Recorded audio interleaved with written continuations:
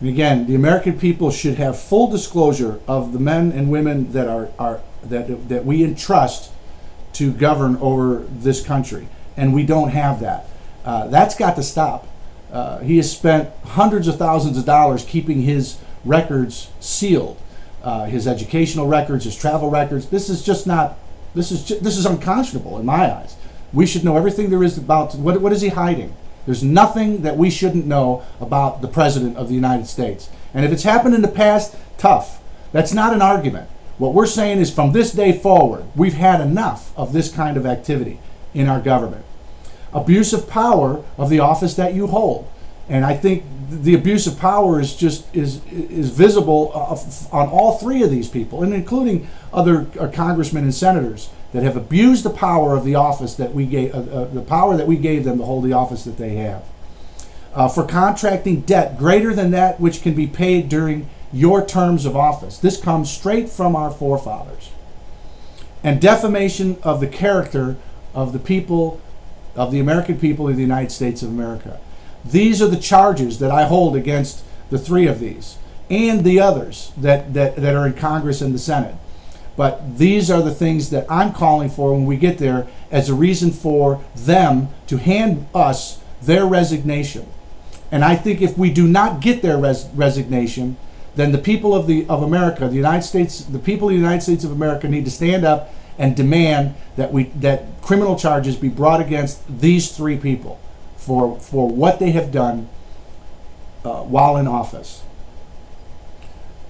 We the people are not going to allow this government and this administration to fundamentally change America. We the people are going to now fundamentally change government. Either these things will be supplied and the repeal of the health care legislation will be accomplished, or America goes on strike. We the people are not going to leave it up to the candidates in November to campaign on negative issues of repealing health care. We, the people, need to repeal health care so that the candidates that campaign in the fall can positively campaign on how they're going to begin to move this federal government back to its constitutional foundations. And again, I say we've been lulled to sleep into thinking the only thing we can do is post a rally and then vote. And I say that there's far more that the American people should be doing, can be doing. It's their patriotic duty to do. And until we do, we will never, ever reverse the course of this government.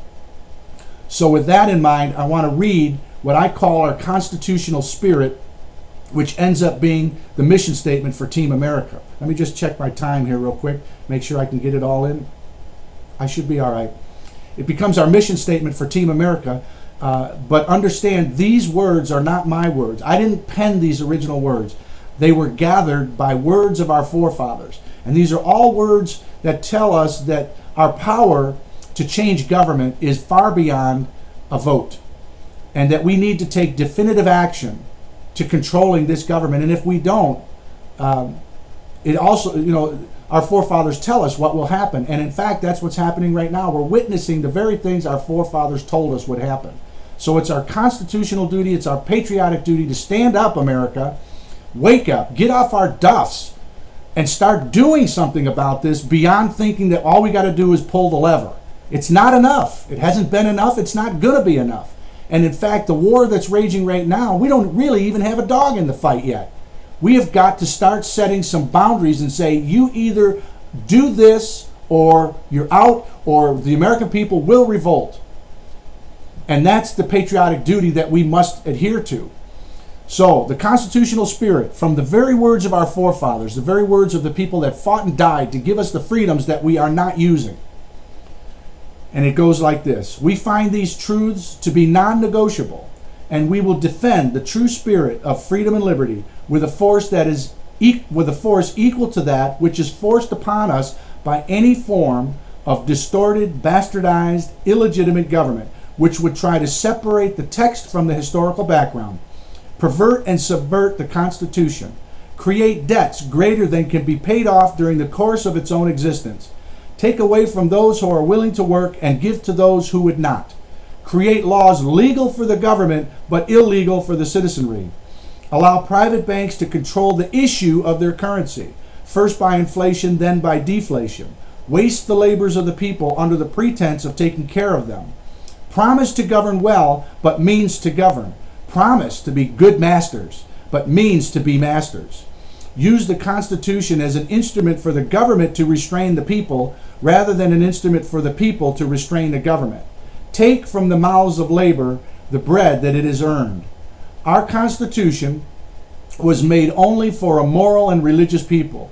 It is wholly inadequate for the government of any other.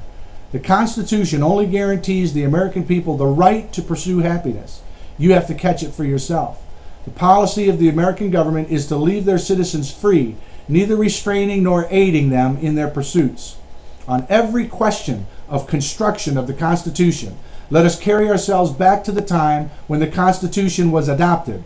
Recollect the spirit manifested in those debates, and instead of trying what meaning may be squeezed out of the text or invented against it, conform to the probable one in which it was passed.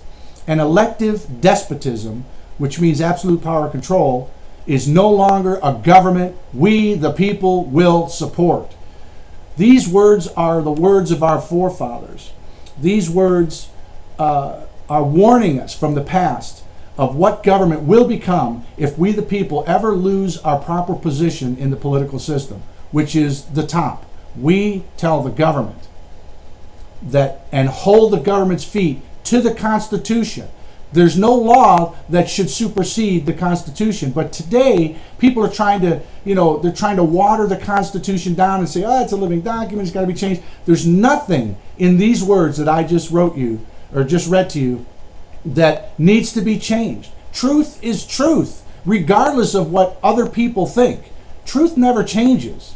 And this is the truth of the American people. This is the truth of what this country is all about. And it should not change, and it will not change. But the American people are going to have to step up to the plate. We're going to have to give them an ultimatum. And that's why I'm walking. Freedom Walk is to wake up that spirit that should be in every one of us to defend the Constitution of the United States. And that's what I'm trying to do with this walk, is to wake people up, to show the importance of it, and to show that we can do more than just vote if we have the will. If we have the will.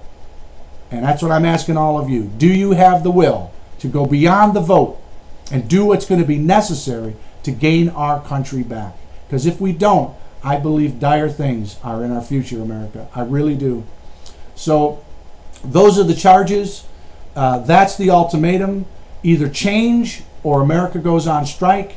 You cannot ignore us any longer. So I'll keep walking. You keep spreading the word. We keep working together, and we can make this happen, America. For America, for Americans. God bless America, and God bless all of you.